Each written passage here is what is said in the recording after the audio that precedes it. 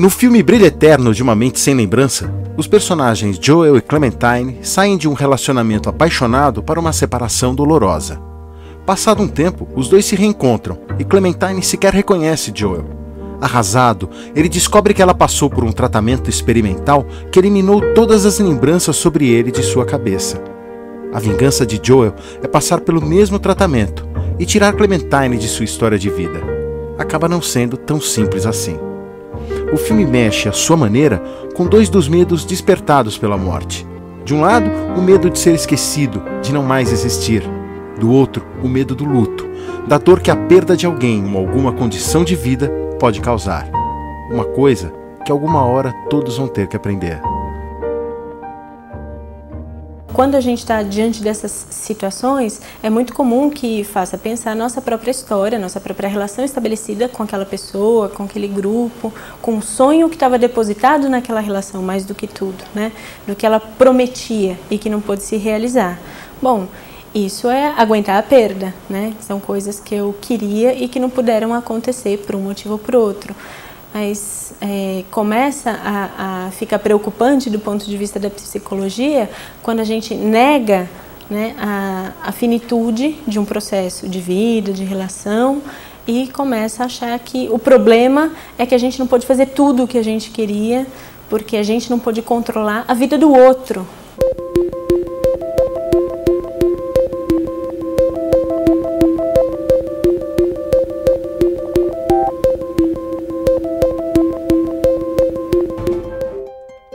Os assuntos do Diversidade de hoje não são os mais agradáveis. A perda, a morte, o luto. De maneira geral, aspectos da vida que a sociedade não está muito interessada em tratar. Por séculos, o homem apenas temeu a morte. Hoje, ele tenta enganá-la. Nós vivemos numa época que a gente se acha imortal. Se a gente pensar, é o contrário. A gente fez um artifício. Né? A gente fez um artifício, de algum modo a gente acha que a gente pode ser aquilo que a gente decidiu ser, que a gente pode tudo, que a gente pode enfrentar tudo, e a gente vive como se a gente fosse imortal, capaz de tudo. Né? Em vez de viver, na verdade, a gente fica negando a morte diariamente. Isso. Quer dizer, de algum modo a gente vive, o homem contemporâneo, estou falando, né? E me incluo nisso, né? O homem contemporâneo, ele criou uma certa ilusão de que ele é invulnerável. Esta busca da imortalidade, e aí eu estou falando imortalidade no concreto, não no simbólico da árvore, do livro, do filho, essa busca da imortalidade, ela é alimentada por esta ilusão de que os avanços da ciência serão favoráveis à imortalidade, ou seja, alimenta a negação da finitude, né? O que, na minha opinião, é uma bobagem, né? Você fica tão melhor com a sua vida quando você aceita, sabe? Olha, eu sou mortal, dá licença, está no meu DNA. Na verdade, a morte está sendo expropriada. Cada vez mais a turma está tirando a morte de cena, né? Ela está deixando de ser um acontecimento da vida natural, o fim, um destino certo, né, do homem. Está passando a ser um fracasso da medicina, uma má alimentação, uma má qualidade de vida. Nós tivemos uma época que chamava, tem um nome de morte domada, né? A época em que a morte era conhecida, se falava da morte, o moribundo era o centro, né? Se falava com ele, se despedia, pedia perdão, perdoava, administrava situações, as crianças iam, né? E o mistério era o nascimento. As crianças não sabiam de onde vinham os bebês, né? Não sabiam nada sobre bebês. Hoje, ninguém fala de morte com as crianças, para que eles vão falar disso? Porém, eles dão aula de como se faz bebês. Então, nós aqui mudamos o mistério. E não falar de morte é muito ruim, porque como ela faz parte, né, ela não acontece só na casa do vizinho, ela vai acontecer na nossa casa. O trabalho da psicologia é uma contradição enorme em relação a isso, porque se por um lado, socialmente o acordo é não se fala disso, por outro lado, a gente autoriza esse profissional, que é o psicólogo, a perguntar para a gente, mas o que aconteceu mesmo? E como é que você se sente em relação ao que aconteceu, né? E a partir disso é que se entende alguma possibilidade de reorganização e transformação da vida, né? Então é uma contradição, né? Porque o discurso social é bola para frente, você tem que pensar que, né, no caso da morte, você tem que pensar que ele está melhor, foi bom para ele. Então a gente tem falas de consolo, né, que vem do discurso social. E inclusive no discurso social está posta a ideia de que quanto menos se falar, menos você fica preso ao passado e, portanto, passagem livre, né? Bola para frente, vamos para pensar o futuro.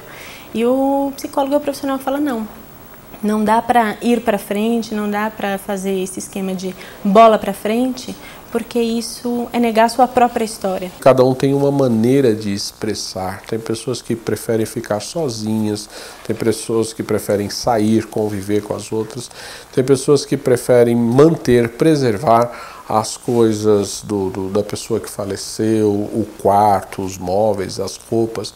Tem pessoas que preferem se desfazer rapidamente, né? Então, a gente como profissional de saúde, aí eu me colocando como profissional de saúde, como psicólogo, eu vou tentar entender a melhor maneira que a pessoa tem e procurar ajudá-la a expressar esse sentimento. O que não é recomendável é que ela se isole, ainda que algumas pessoas prefiram o isolamento, mas que ela se isole, que ela contenha aquilo, não possa expressar, né? E tem uma coisa assim que também eu gostaria assim, de colocar, para a gente nunca confundir também o luto como uma doença, que a pessoa precisa ser medicada, precisa necessariamente fazer terapia, tem que ter esse cuidado, né? Porque o luto pode entrar para o rol, né, das questões humanas que viraram doença, que a modernidade já transformou em doença. Quer dizer, hoje qualquer coisa está virando doença, com diagnóstico e com remédio na farmácia. Tem que tomar um pouco de cuidado. Tem várias situações de luto e que hoje eles estão dando o nome de depressão. E esse é um grande problema, medicalizar a tristeza. Tristeza é diferente de luto. Tristeza é diferente de depressão. Tristeza é um sentimento que precisa ser colocado assim como alegria. A depressão é uma doença, precisa ser cuidada. A separação entre o luto normal e luto patológico, né? Eu aprendi que era assim que existia, né? E era muito estranho, porque daí você vai para a prática clínica, daí você lê por outra vertente, autores que pensam de outro jeito, você fala, não, pera um pouquinho, não pode ter essa coisa cirúrgica, assim, corta aqui está o normal, aqui está o patológico, né? E muito facilmente, qualquer expressão de sofrimento já cairia no lado do patológico, o que acho que é meio um retrato atual, né? E hoje em dia não. Inclusive tem uma discussão muito interessante sobre se luto deve entrar como um transtorno mental nesta nova edição do DSM, que é um manual de estatística de diagnóstico, particularmente para a saúde mental, que vai ter uma revisão publicada em 2013. Então tem um monte de gente, ele é fruto da Organização Mundial de Saúde, então está todo mundo aí discutindo isso. É bom entrar, não é bom entrar? Para quem é favorável que ele entre, que ele vire um código, né? E de que luto nós estamos falando que é esse que vira um código? Porque se você me disser que você passou por uma perda e você ficou de mau humor e não queria falar com ninguém e ao mesmo tempo achava muito chato que ninguém telefonava para você e você ficou sozinho e você andou comendo muita coisa, muita bobagem e ficou vendo fotografias da pessoa, eu vou dizer assim, você está num luto normal, né? E você pode me dizer assim, ué, mas eu estou sofrendo. Eu falo, sim, e? Hoje a gente vive um momento em que o luto está fora de moda. Então, como a tristeza está fora de moda, o luto está fora de moda, as pessoas enlutadas, elas ficam isoladas. Que não sei o que dizer, o que eu vou falar, não é? E quem precisa falar é quem está de luto. A pessoa enlutada, as pessoas, nós podemos perceber que eles falam muito, contam sempre a mesma história. geralmente do último dia de vida, do último dia que eles estiveram com a pessoa, até o momento que eles recebem a notícia da morte. E eles vão fazer isso muitas vezes porque é um processo de elaboração, de compreensão que a pessoa morreu. Não dá para levar a vida exatamente como você fazia antes, quando você tem uma perda. Algumas revisões são feitas, alguns significados que você atribuía à vida, às relações, são pensados, checados. E eu acho muito bom que isso aconteça, né? Me preocupo quando o luto domina todas as esferas da sua vida, quando te restringe, você não pode fazer as suas coisas, as coisas que colaboram para a sua identidade, né? Sabe, pai de alguém, filho de alguém, marido de alguém, trabalha em tal lugar, você tem compromissos, né? Sabe, quando você fala, não, pera um pouquinho, não está rodando isso aqui, não está acontecendo, né? Com prejuízos à sua saúde e tudo mais, opa, vamos olhar com cuidado. Você tem algumas formas de lidar frente às perdas. Uma é se entregar e ficar totalmente deprimido na cama e não sair mais da cama porque a vida me aprontou essa. É uma maneira como algumas pessoas conseguem lidar com as perdas, né? Você pode ficar apavorado de ficar doente também. E daí você fica todo momento vendo se tem algum sintoma, se você está com alguma doença, fica frente, daí você arranja um seguro médico e aquele paciente que frequenta todas as especialidades e em um mês vai em todos para ter garantia de que ele não está doente. Então esse é um tentar controlar que não vai ficar doente, né? Acho que tem uma outra maneira de você lidar, que é você ficar calejado. Então você ficar um pouco indiferente a tudo, né? Por isso, o calejar é isso, você ficar um pouco com calos. Calos é isso, você, um lugar que era sensível, foi criando uma casca, você fica casca grossa, né? É uma maneira de você lidar com as perdas, mas ainda não acho que é a melhor, no sentido porque quando você fica calejado, você perde um pouco a sensibilidade para curtir as coisas difíceis e as coisas boas da vida.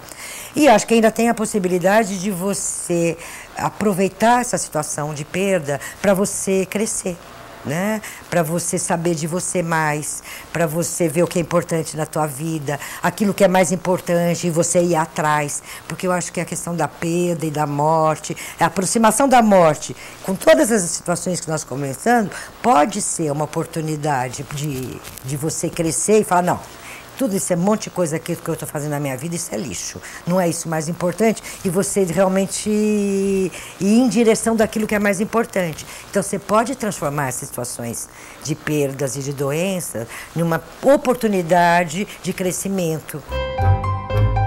O menininho foi ao quintal e voltou chorando. A tartaruga tinha morrido. A mãe foi ao quintal com ele, mexeu na tartaruga com um pau, tinha nojo daquele bicho e constatou que a tartaruga tinha morrido mesmo. Diante da confirmação da mãe, o garoto pôs-se a chorar ainda com mais força. A mãe, a princípio, ficou penalizada, mas logo começou a ficar aborrecida com o choro do menino. Cuidado, senão você acorda o seu pai. Mas o menino não se conformava. Pegou a tartaruga no colo e pôs-se a acariciar-lhe o casco duro. A mãe disse que comprava outra, mas ele respondeu que não queria. Queria aquela, viva. A mãe lhe prometeu um carrinho, um velocípede, e prometeu uma surra, mas o pobre menino parecia estar mesmo profundamente abalado com a morte do seu animalzinho de estimação. Afinal, com tanto choro, o pai acordou lá dentro e veio, estremunhando, ver de que se tratava. O menino mostrou-lhe a tartaruga morta. A mãe disse, está aí assim há meia hora, chorando que nem maluco. Nem sei mais o que faço. Já lhe prometi tudo, mas ele continua berrando desse jeito. O pai examinou a situação e propôs, olha, Henriquinho, se a tartaruga está morta, não adianta mais você chorar. Deixa ela aí e vem cá com o papai. O garoto depôs cuidadosamente a tartaruga junto ao tanque e seguiu o pai pela mão. O pai sentou-se na poltrona, botou o garoto no colo e disse, eu sei que você sente muito a morte da tartaruguinha. Eu também gostava muito dela, mas nós vamos fazer por ela um grande funeral. E pregou de propósito a palavra difícil. O menininho parou imediatamente de chorar. Que é funeral? O pai lhe explicou que era um enterro. Olha, nós vamos à rua, compramos uma caixa bem bonita, bastante balas, bombons, doces e voltamos para casa. Depois botamos a tartaruga na caixa em cima da mesa da cozinha e rodeamos de velinhas de aniversário. Aí convidamos os menininhos da vizinhança, acendemos as velinhas e cantamos o Happy Birthday to You para a tartaruguinha morta. E você assopra as velas. Depois pegamos a caixa, abrimos um buraco no fundo do quintal, enterramos a tartaruguinha e botamos uma pedra em cima com o nome dela e o dia que ela morreu. Isso é que é funeral. Vamos fazer isso? O garotinho estava com outra cara. Vamos, papai, vamos. A tartaruguinha vai ficar contente lá no céu, não vai? Olha, eu vou apanhar ela. Saiu correndo. Enquanto o pai se vestia, ouviu um grito no quintal. Papai, papai, vem cá, ela está viva. O pai correu para o quintal e constatou que era verdade. A tartaruga estava andando de novo, normalmente. Que bom, hein? Disse. Ela está viva. Não vamos ter que fazer o funeral. Vamos sim, papai, disse o menino ansioso, pegando uma pedra bem grande. Eu mato ela. Moral da história: o importante não é a morte, é o que ela nos tira.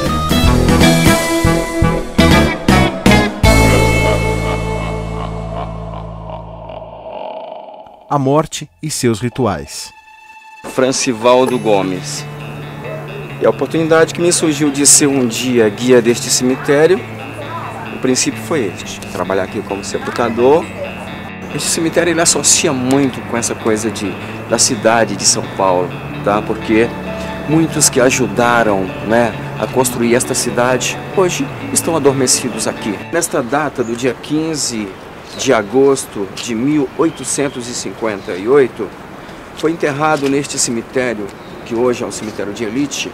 Naquela época foi enterrado uma das pessoas mais simples possíveis de se imaginar. Foi enterrado um escravo, tá? Então, o primeiro a ser sepultado neste cemitério foi um escravo. Dr. Arnaldo, fundador da Faculdade de Medicina, né, de São Paulo, está enterrado aqui. É o nome de rua, avenida, ou melhor, Dr. Arnaldo. Tá? Existem muitas, por exemplo, até uma rua, possivelmente onde você mora, se for o nome que estiver aqui. Eu moro na Tasso de Almeida. Tasso de Almeida, irmão do Guilherme de Almeida, era escritor e está enterrado aqui. É relativo, existem muitos nomes de ruas aqui no cemitério. Ou melhor, o Cemitério da Consolação é um livro histórico. Popó é uma dessas pessoas cujo trabalho tem como razão maior de existir a morte. Em 2000, prestou concurso para a vaga de sepultador. No bairro, ninguém vai chamar você por trabalhar em cemitério, chamar você de sepultador. Não, esse é o coveiro, né? O coveiro Popó. O começo não foi fácil. Conviver diariamente, não apenas com a morte, mas com a tristeza alheia, não é tarefa das mais fáceis. O meu começo aqui foi muito difícil. De tanto me deparar em situações assim comoventes, como um choro, né? De alguém estar ali no momento de despedida do seu ente querido. O Popó ali envolvido na situação como sepultador. Então, naquele momento que eu ia fazer a minha refeição, eu não conseguia me alimentar. É um momento que você aprende a ter mais respeito, ter amor, ter carinho pelas pessoas, porque você que é o sepultador, que é o popular coveiro, numa situação dessa, frente a frente com alguém que perdeu o seu ente querido, tá? Você naquele momento tem que dar tudo de você para que aquela pessoa não fique mais judiada do que está passando naquele momento, naquela situação. Então, nesse momento você pensa assim, você se associa como se aquela pessoa que perdeu aquele ente querido fosse da tua família. Lidar com a morte hoje, para mim, é uma situação super e hiper delicada, tá? E isso eu a trato com carinho. Eu guardo a minha felicidade comigo, tá? Eu não procuro ser feliz diante de uma tristeza tua. Eu não procuro fazer isso. Eu procuro, sei lá, ter todo um respeito naquele momento. Eu tô alegre, tá? Mas eu vou usar minha alegria quando eu sair desse momento aqui, tá? Tá guardado dentro de mim. Eu sei que eu tô alegre, tô de bem com a vida, mas há algumas pessoas em volta de mim que não estão legal com a vida. Tá, pelo momento de perda. A psicologia tem uma grande contribuição ao botar no cenário, né, de discussão o que a gente faz com as nossas frustrações, com as perdas tanto físicas quanto simbólicas que estão em jogo. E acho que o que tem sim de novidade nessa área é a gente preparar os trabalhadores que lidam com a morte, seja física ou simbólica. E aí vem todos os trabalhadores que têm a ver com funerária, né, com cemitérios, com essa preparação dos ritos sociais, né, mas também tem a ver com os trabalhadores que estão lidando com as situações que têm a ver com enfermidade, com os processos graves de adoecimento. O Laboratório de Estudos sobre a Morte tem cursos falando de morte com profissionais, por exemplo, e tem projetos de pesquisa. Então ele começa, na verdade, com um curso dentro do hospital universitário, falando de morte com profissionais de saúde, para falar realmente para enfermeiros, para as pessoas que trabalham dentro do hospital. Quais são as pessoas que trabalham com a morte, definitivamente? São as pessoas das funerárias, necrotérios, IML e pessoas que trabalham no hospital. Então, estas são as pessoas, os trabalhadores da morte, vamos dizer assim, que é um nome ruim.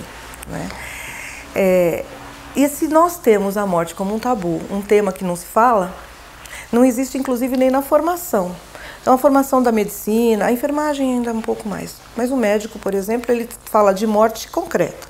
Quando para isso, para aquilo, é técnico, né? Então eu digo que morreu. Como é que eu falo para você que morreu? Ninguém fala disso, das dificuldades que você tem. E acaba sendo uma coisa cobrada como inerente. Se você é médico, você não sofre com isso. Se você trabalha no IML, eu me lembro de um menino do IML que ele falou assim para mim, se eu soubesse que era para trabalhar com isso, eu nunca tinha feito concurso. Ele fez um concurso de recepcionista para o IML, mas ele se ligou no recepcionista. Agora, o que você vai recepcionar no IML? Esse ano nós formamos 320 funcionários, né, da Prefeitura, do Serviço Funerário da Prefeitura de São Paulo. E é uma coisa, foi muito bom isto. Para nós queríamos muito por conta justamente do distanciamento desse momento. E a população começa a se queixar desses trabalhos, desse serviço, que é ruim, naquela hora, o fulano não quer saber, e aí tem muitas, inclusive, agressões. Então foi um trabalho de, primeiro, mostrar a importância do trabalho deles, porque, veja só, essas pessoas estão com você no momento mais difícil da sua vida, no momento que você perdeu alguém que você ama. E eles precisam entender isso, que eles são importantes nesse momento. Por outro lado, a população também tem que entender, mas a população só vai entender de acordo com a resposta deles. Então eles têm que entender que a roupa que eles usam, o cabelo que eles têm, a postura, o olhar, tudo isso vai passar uma mensagem para a pessoa que está comprando um serviço que ela não quer comprar. E para eles é cotidiano. E aí a gente então pode falar para eles sobre os tipos de morte, sobre os tipos de luto. E aí eles começam a trazer coisas. E eu me lembro de um que falou assim, que eu perguntei o que mais bateu neles, o que foi mais pesado nessa vida, nesse período. Aí um deles falou assim, achou um absurdo, a gente trabalha com isso o tempo todo, não tem que levar nada para casa. Eu não levo, eu chego em casa, eu não falo para minha mulher, eu não falo para os meus filhos. Agora, eu fico pensando se quando eles chegam em casa as pessoas vêm, abraçam e beijam, primeiro manda ele tomar banho, né, para fazer isso. Então isso já mostra que tem alguma coisa. E aí ele falou assim, olha, para a senhora ter uma ideia. E aí ele conta uma história pavorosa, né, ele foi num apartamento, era uma criança, a morte de uma criança, e a mãe não queria entregar a criança para ele colocar no caixão. E aí ele tem que fazer toda uma negociação com esta mãe. No fim, então, a negociação é que ela vai segurar a criança no colo e lá embaixo, né, ela vai entregar a criança. E ela foge pelas escadas, porque ele achou que ela ia pelo elevador, né? E aí ele fala, imagina eu andando atrás dessa mulher, com ela descendo as escadas com o filho e eu descendo com ela, segurando um caixão. E quando chega lá embaixo, ela tenta fugir, então tem toda uma negociação. E aí ela aceita, enfim, finalmente colocar. Eu disse para ele, eu nunca mais vou esquecer sua história. Quanto tempo faz isso? Isso já faz uns 6 anos. E ele não leva nada para casa? Eu procuro diferenciar, sim, e fazendo com que as pessoas próximas de mim não sofram, tá? Eu guardo tudo isso para mim. Em um momento ali oportuno, eu solto aquela situação, procuro relaxar um pouco, mas de maneira que eu não possa estar prejudicando os próximos de mim. E os psicólogos, como se preparam para lidar com o sofrimento das perdas? Maria Helena Pereira Franco é uma das principais referências dentro da academia sobre as questões psicológicas ligadas ao luto e à morte. Além do trabalho que dedica ao Laboratório de Estudos e Intervenções sobre o Luto, o LELU, ligado à Clínica Psicológica da PUC São Paulo, Maria Helena ministra uma matéria sobre o tema para alunos de graduação em psicologia. Eu dou uma disciplina que é morte e luto. Morte e luto em violência, morte e luto em qualquer apêndice aí, né? E que é importante na formação do aluno de psicologia, porque é o momento que ele tem para parar e pensar sobre isso. E daí, lá é meio o berçário das pessoas que vão, porque é muito frequente. Aí o aluno faz essa minha disciplina, aí ele vai fazer o TCC sobre o assunto, aí ele vai para o mestrado, aí ele vai para o doutorado, né? Então, muita gente que está comigo agora lá na pós-graduação, mestrado, doutorado, foi filhinho que começou na eletiva. Eu dou um questionário no primeiro dia de aula. Eu passo para os alunos um questionário sobre atitudes em relação à morte, que é muito para conhecer mesmo isso, quem são esses alunos, né? Eu sei que eles escolhem muito a seletiva, têm muito interesse e acho que ela atende à necessidade deles, quanto pessoal ou profissional, né? De formação. E aí, com esse questionário, eu dou uma mapeada como é que eles são, né? E é interessante você ver, tem alunos que dizem assim, morte é tratada como uma coisa natural na minha família. A gente fala sobre isso, sempre falou. Tem alunos que falam assim, não, é um grande tabu para nós, né? E como é uma disciplina que ela não é clínica, né? É uma disciplina eletiva, acontece no 4º período, 2º ano, quer dizer, eles estão com uma coisa bem genérica. Eu faço algumas visitas interessantes aí. Visito até o cemitério, eu recomendo que eles visitem o cemitério da Consolação. Já ouvi um coveiro dizer que ele sofre muito quando ele tem que enterrar caixão de criança, porque ele tem filho pequeno e ele sofre com aquilo, porque ele vê os pais, inevitavelmente ele pensa, se fosse comigo, eu não quero que isso aconteça, né? Então ele fala desse sofrimento. Eu ouvi dizer numa outra cidade, não é aqui em São Paulo, de um rapaz que era coveiro, que no treinamento eles são instruídos a não olhar para as pessoas na hora de fazer o enterro e conduzir o caixão e fechar e tudo mais, a não olhar para as pessoas. Você se torna assim uma pessoa séria, porque lidar com morte é lidar com respeito, é lidar com carinho. E quando a gente lidar com carinho, você tem que ter respeito, tem que ter postura, tá? E eu aprendi muito, tá? Eu no meio de vivos, apesar que eu tenho uma cara já bem feia, assim, bem fechada, mas ao estar ao lado de vivos, eu vou procurar sorrir, estar mais alegre. Mas ao estar ao lado de uma situação de perda, tá? Isso me fez crescer mais, ter mais, assim, até responsabilidade, tá? De lidar com as coisas. Porque eu vou lidar com as coisas assim, eu vou lidar com os meus, com a minha família, de forma mais delicada, tá? Porque hoje eu tenho instruções do que se perder você não vai mais ter. Com licença. Em 2009, a Academia de Cinema premiou com o Oscar de melhor filme em língua estrangeira o japonês A Partida. A história de um violoncelista que, desempregado, arruma trabalho preparando corpos para a cerimônia fúnebre. A morte e as questões ligadas às perdas sempre foram um prato cheio para o cinema. E o sucesso de A Partida mostra que os filmes falam disso porque a plateia quer ouvir algo a respeito. Assim como a psicologia, a arte tem o direito de abordar a morte. O psicólogo Aurélio de Mello é uma voz discordante. Ele acha que A Partida não fala sobre a morte. A Partida eu fui meio uma voz solitária ali da turma que estudou comigo, porque primeiro eu não sei se ela é sobre a morte, olha só. Ela parece que ela é sobre uma pessoa tentando resgatar a dignidade dela, perdeu o trabalho e ela vai tentar resgatar a dignidade dela, a história dela. e ela vai trabalhar, vai fazer uma preparação de defuntos. Mas é claro que o filme ele é sobre a morte, porque no sentido de que vai mostrar esse lado da morte, inclusive embelezando a morte.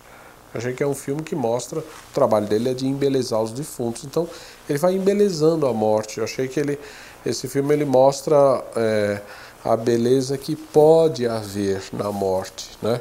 A delicadeza dos gestos. Então eu achei que esteticamente assim foi interessante esse filme, né? Aquela delicadeza dos movimentos, vestir, e aquilo tudo é luto, né? Ajuda as pessoas a aceitar melhor, a elaborar, né? As pessoas sentadas ali, ajoelhadas, né? Enquanto ele vestia o defunto na frente, então as pessoas participavam daquela cerimônia. Aquela delicadeza com que ele tratava o defunto traz pra gente a questão do luto, do respeito ao morto, né? A memória do morto. Então, eu gostei bastante desse aspecto do filme. Agora, como você falou, na verdade ele é um filme feito para chorar.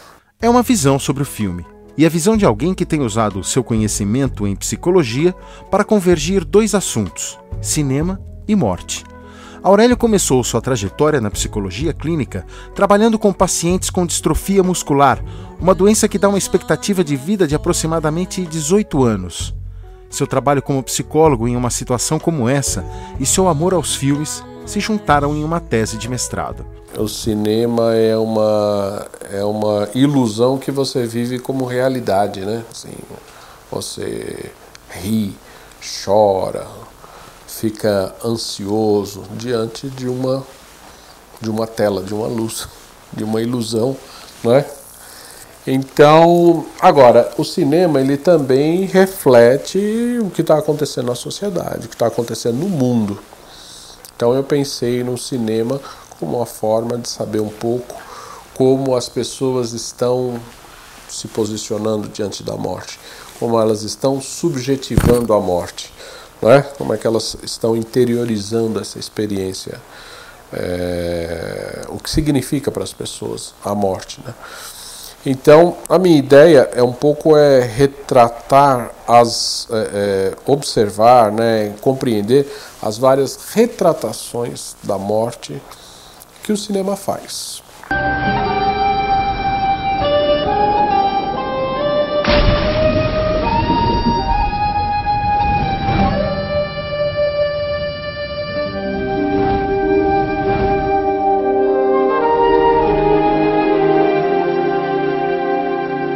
La vida para mí en ese estado. Nesse filme, que me parece foi baseado num caso real na Espanha, a pessoa está há 28 anos tetraplégica e resolve não viver mais, né? Então, a partir daí, ela pede ajuda para morrer, né? Para se matar. E como esse caso fica muito conhecido, algumas pessoas vão procurá-la para tentar convencê-la do contrário, que a vida vale a pena. E, para nossa surpresa, essas pessoas saem em dúvida se realmente vale a pena viver, cada uma por suas razões, né? E, por exemplo, esse é um filme onde se fala muito da questão da liberdade.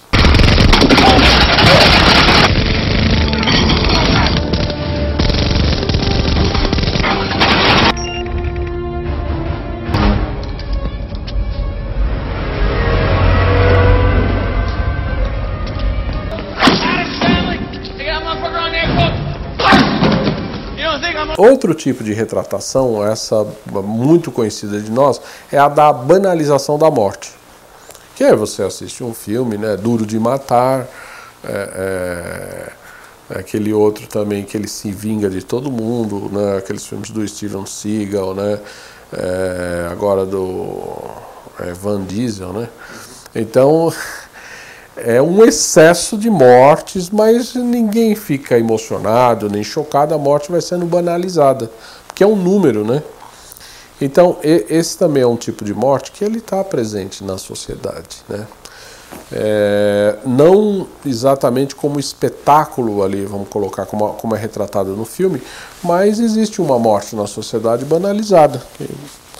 Você vê aquelas crianças muito comum na periferia, saem de manhã de casa, vão bater uma bolinha na rua e tá lá um defunto, lá um acerto de contas, questão de droga, tráfico, às vezes vem lá, cobre o defunto e elas ficam jogando bola do lado, né? Então existe uma banalização, né?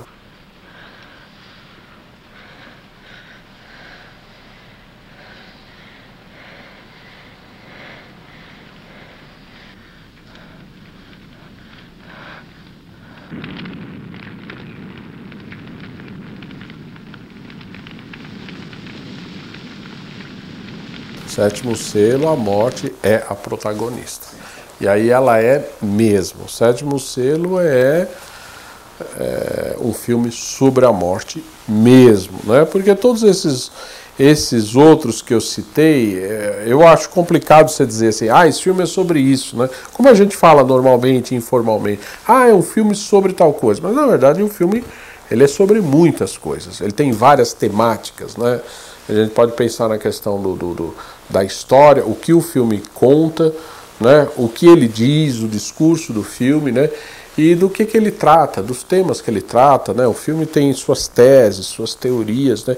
Ele sustenta algumas teses, ele tenta te convencer de algumas coisas, mas o Sétimo Selo é um filme que, de fato, a personagem principal é a morte. Mesmo que ela não estivesse personificada ali naquele homem pálido, né? Vestido a caráter, mesmo que não estivesse ali, tudo acontece em função da morte. É por isso que ela é a protagonista, né? E eu acho esse filme obrigatório para quem quiser ver um filme sobre a questão da morte, né? Porque são os vários posicionamentos, né? É a ideia de morte no sentido mais universal que tem.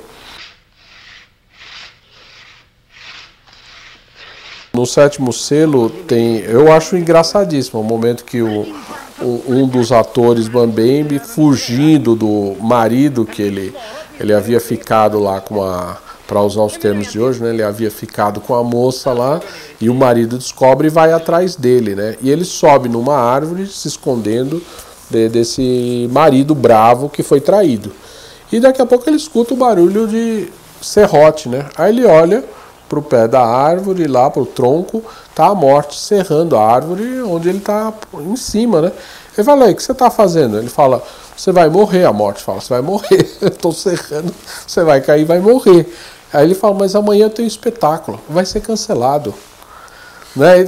Assim, eu acho uma cena cômica e muito didática, porque na nossa cabeça é assim, não vou morrer agora porque eu tenho tanta coisa para fazer amanhã, mas não tem essa, não tem isso, né?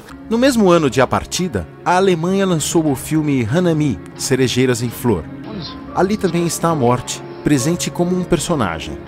A vida do casal, Trude e Rudy, muda quando a mulher fica sabendo que o marido tem poucos meses de vida. Ela não conta nada a ele, mas a vida dos dois ganha urgência. Partem em uma viagem para ver os filhos que moram longe, um deles no Japão, o país dos sonhos de Trude. Mas antes de chegar ao destino, a história se inverte com a repentina morte da mulher.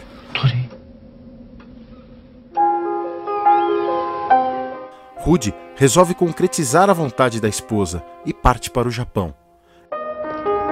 É no choque com o mundo que não é o seu que Rudy vai concretizar o seu luto. Eu achei esse filme, assim, bem sensível, tá? A despeito dele trabalhar com a insensibilidade, né? Sim. Curioso como se tratou ali a questão da morte e um luto, um certo luto antecipado, né? É verdade. Uma despedida que ela queria fazer, uma despedida, né? Exatamente. Levando a todos os lugares, né? Que ela apreciava também. Sim. Que eles podiam apreciar juntos. É interessante, há pouco tempo teve uma jovem de uns 40 anos que ela ia morrer e sabia que estava com câncer, e ela convidou os pais japoneses para visitar todo o norte do Brasil. Fez uma viagem extraordinária com eles e voltou e ela morreu. Sim. E eles nunca souberam que ela tinha câncer. Então existe alguma coisa em nós, seres humanos, de talvez quando a gente pressente esse momento final de querer, ou deles ou nosso, de querer apreciar a vida E às vezes não é necessário saber se essa morte está próxima ou não, porque ela está próxima para todos nós. A nossa vida é terminal. Então, quando nos lembramos disso, será que nós podemos viver com mais plenitude e fazer aquilo que queremos fazer de verdade? Qual é o nosso interesse? Será que nós vamos deixar isso só para a hora da morte? Ou a nossa, ou de alguém que nós gostamos? Nós vamos só querer agradar este ser humano porque está próximo da morte? Ou a minha, ou a dele, ou a dela?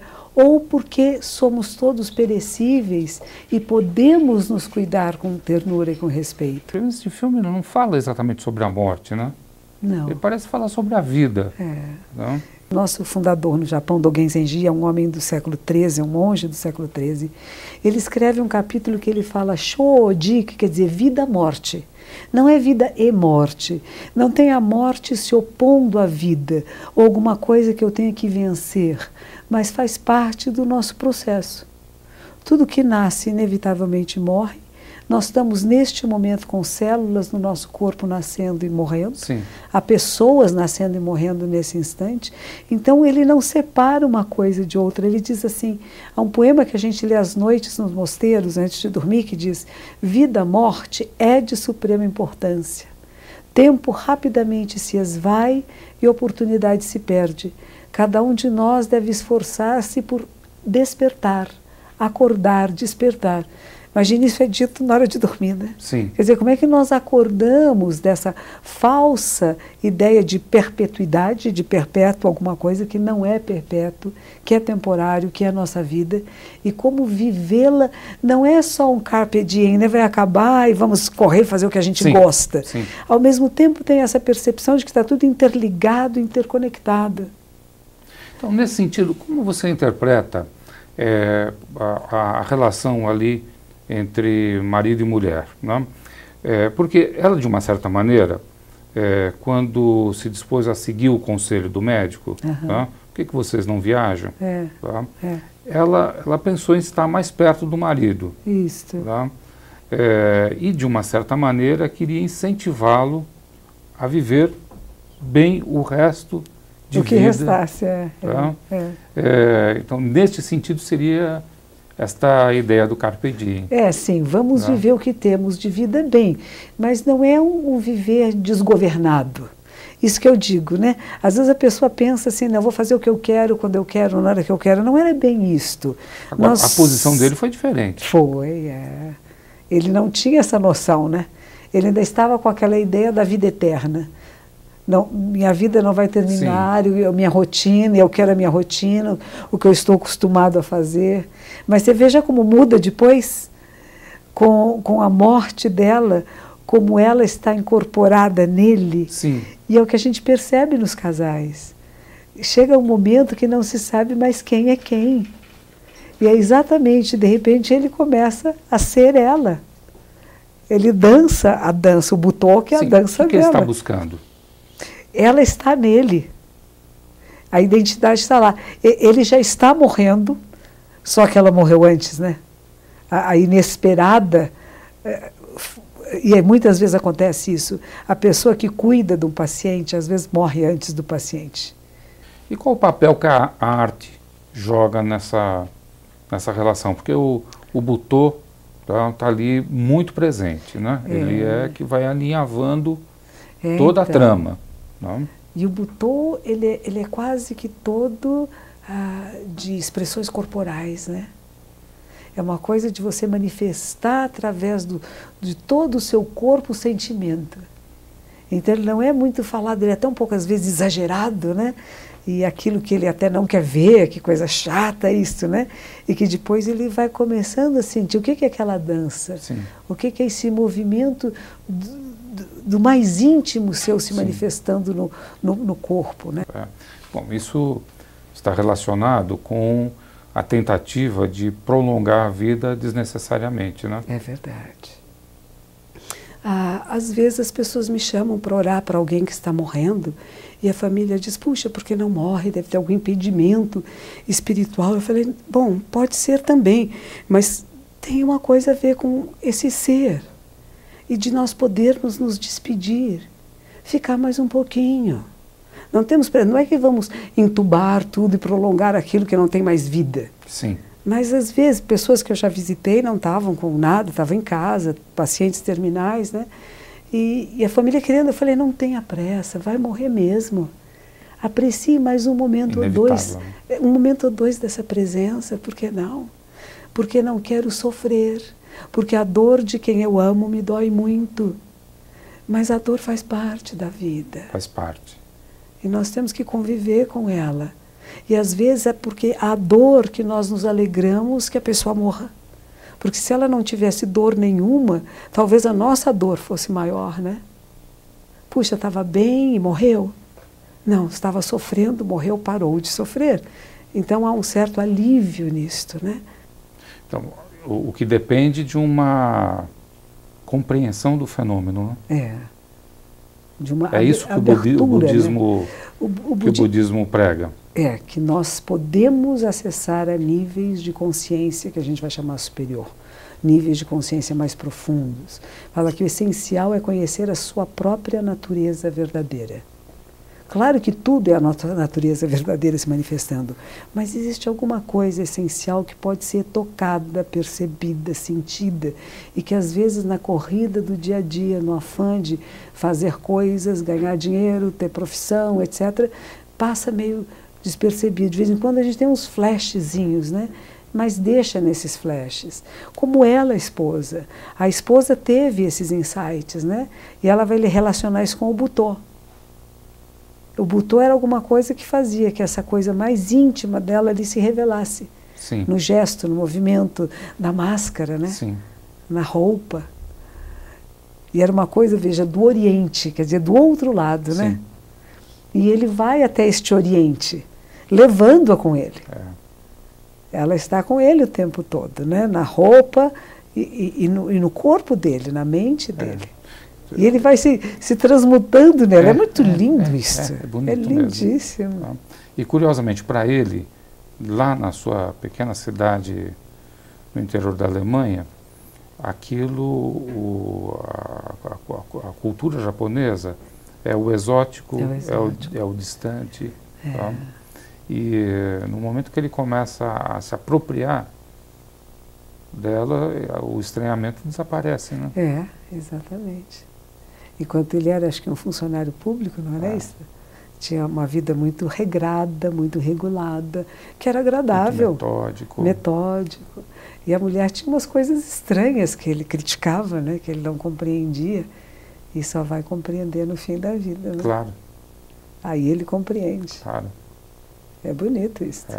Antes que diversidade deixe a impressão de que existe uma maneira de encarar a morte no Ocidente e outra no Oriente, é importante que fique claro: cada luto é único e culturas diferentes pensam a morte de maneira diferente. Dentro da psicologia, também existem pensamentos diferenciados. Eu sou ligada a uma abordagem que a gente chama de Daseins-Análise, que é uma abordagem da psicologia mais ou menos nova, que está apoiada no pensamento do Heidegger. Né? E, então, ela tem toda uma proposta de compreensão do homem, né, dentro de uma perspectiva fenomenológica existencial, né, que compreende o homem como ser aí nesse movimento lançado. E dentro da concepção heideggeriana, né, acho que uma das questões fundamentais é a questão do tempo. Né? Então, é essa estrutura temporal aonde o homem, a vida do homem se dá nesse entrelaçamento. Eu vou chegar na morte, tá?